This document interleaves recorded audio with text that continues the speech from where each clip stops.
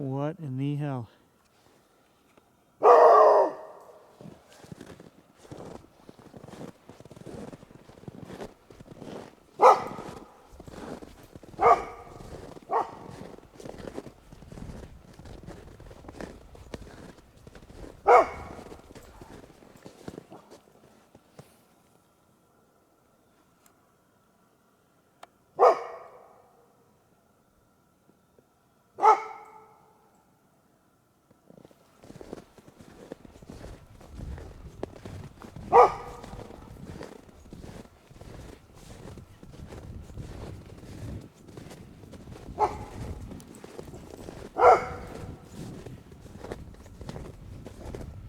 I don't see anything.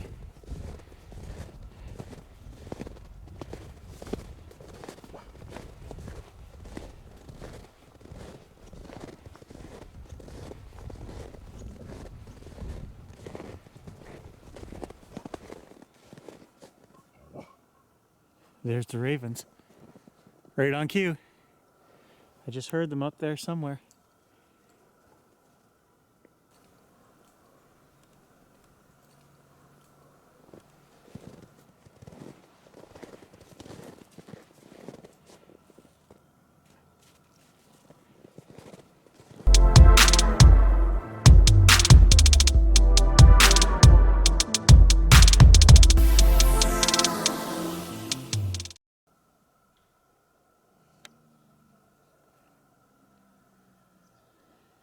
Anybody hear that?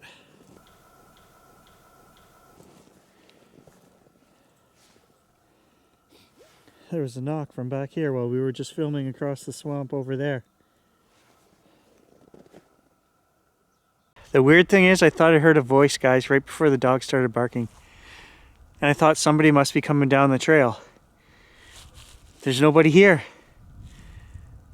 And literally 2 minutes before that, we heard that knock. And then after the dog went crazy, I heard ravens up to my right. I'm telling you, this place is freaking... We're right at the creepy corner again. We're 50 yards from it. It's... Even in broad daylight, it can be creepy. What is he barking at? We've proven time and time again, he doesn't just bark at nothing. So that's 2 knocks. Or you could say... tree cracking in the cold. I don't know. Twice I've heard it today. The second time I wasn't talking, the camera was on and running across the swamp, so maybe we've got it on here, maybe we don't. I'm not crazy. And I don't present anything that does not exist. I might not know what it is. It might have a mundane explanation, but if I don't know what it is, or we hear it or see it, I share it, right?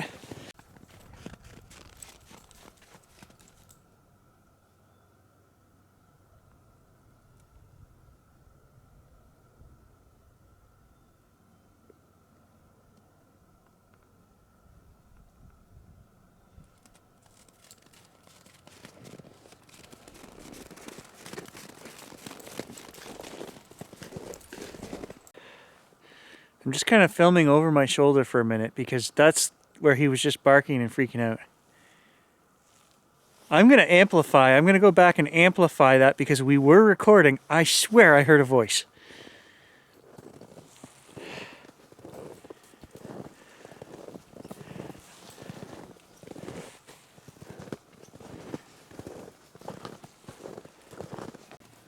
So there is no way that I'm not going to film the entire way past the creepy corner here now, because literally we were right there is where the dog freaked out. 40 yards right there. Here's the creepy corner right here.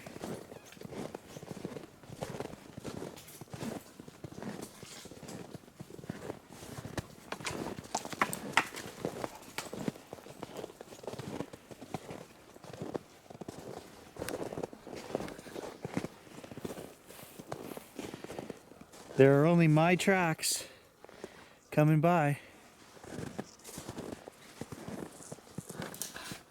I can clearly see Gage and I's footprints here in the inch of fresh snow that we've got. Nobody walked. I thought, well, maybe somebody just walked up the trail a little bit, heard the dog bark, and then said, oh, forget that, and turned around. But there shouldn't be anyone in here unless it was Tom anyway, and he would know Gage's bark, so that doesn't really make sense either.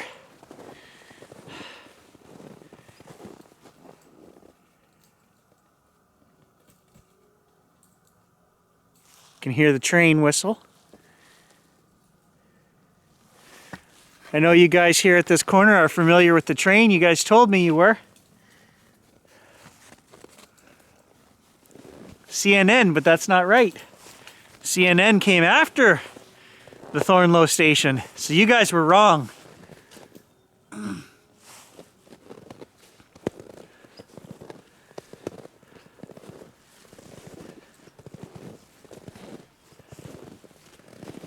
Oh yeah, feeling creeped out right now.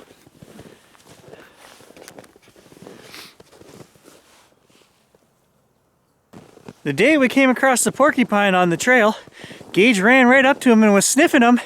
Never barked once. I've never seen him bark at deer. I don't think I've ever seen him bark at a squirrel. The only thing I can remember him barking at is a snake. He found a great big water snake one time, a couple years ago. Like a 7-foot water snake. And he barked at that. He was barking, and I went over to see what he found. And I think it's because he didn't know what it was. I don't know. But I think that's the only critter I've ever actually seen him bark at, other than humans. He will bark if a human comes down the trail. If we're out walking the snowshoe trails, a couple times it's happened. We passed an elderly couple. He knew way before I did that they were coming, and he started barking. And then he ran down the trail and greeted them. But I mean, there's nobody here today. We've got the whole woods to ourselves. It's a weekday. It's private property. I don't know why he's barking.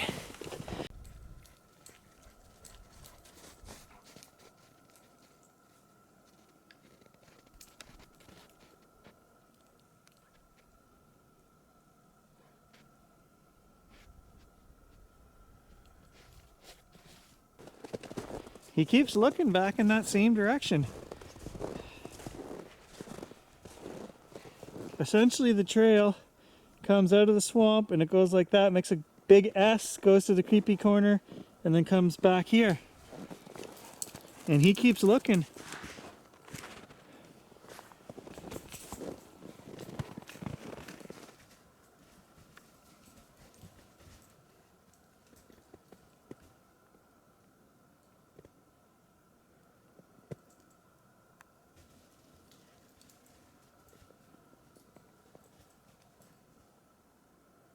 Come on, buddy.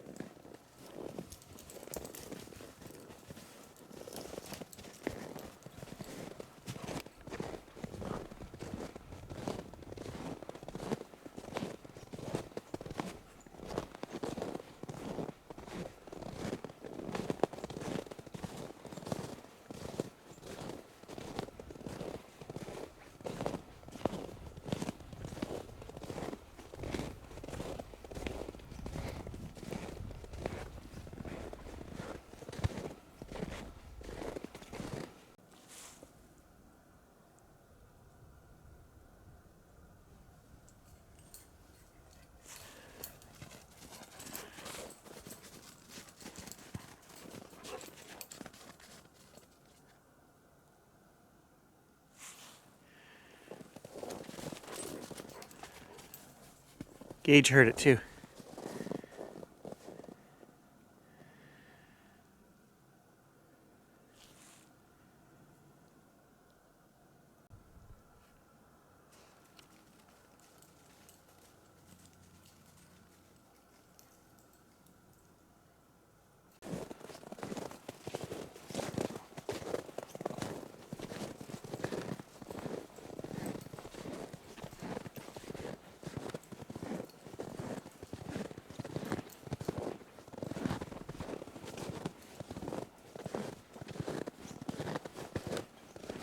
How did you guys enjoy the trip back to the trapper cabin? You know, I'm not even really sure that that ever was a trapper cabin. I think somebody just built that, you know. It's in the most remote place that you can get to out there. There's like a mile in each direction around it where there are no trails, there is nothing. And I think somebody just built that in that location to get away, to camp out. There's no traps hanging in there. And the old trapper, I know where his trap line was. It's not even near there. It's actually much closer to my house in the backside of my property where this guy used to work. But anyway, I thought it was a cool adventure. Tom and I had fun.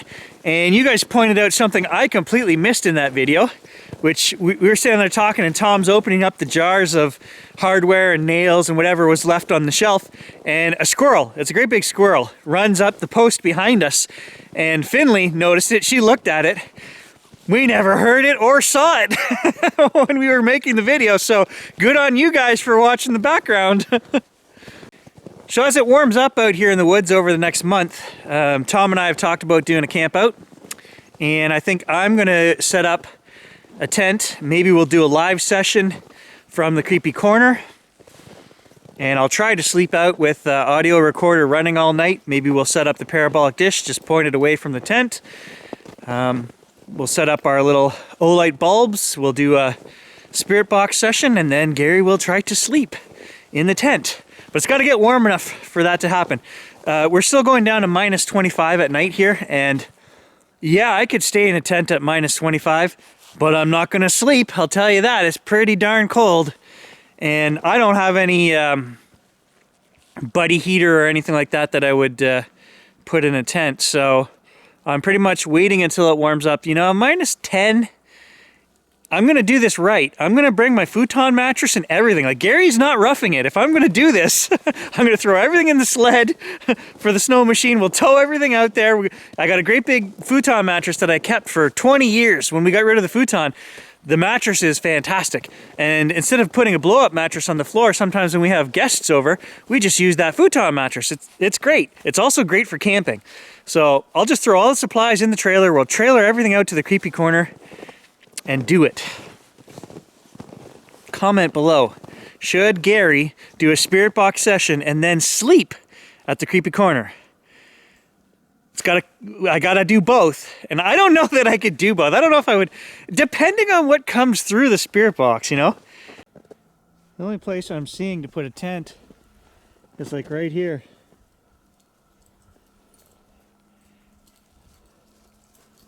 Could break some of those branches, that one there and that one there, off.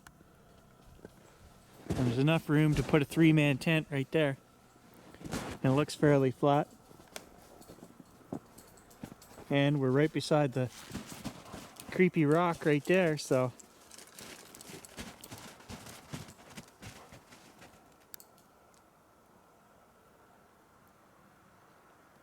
Can you hear the wind?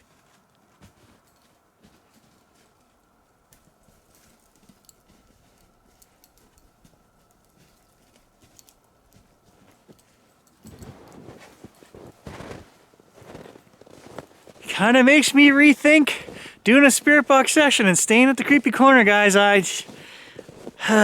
You know, if I feel uneasy right now during the day, how am I going to feel at night?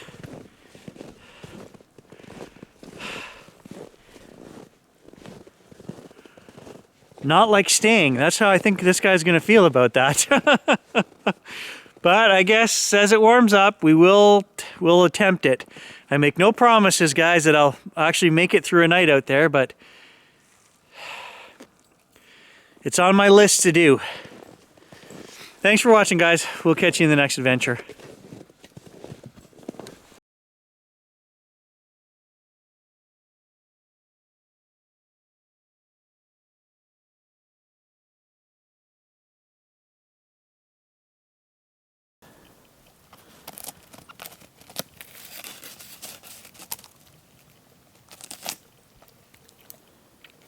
That can't taste good.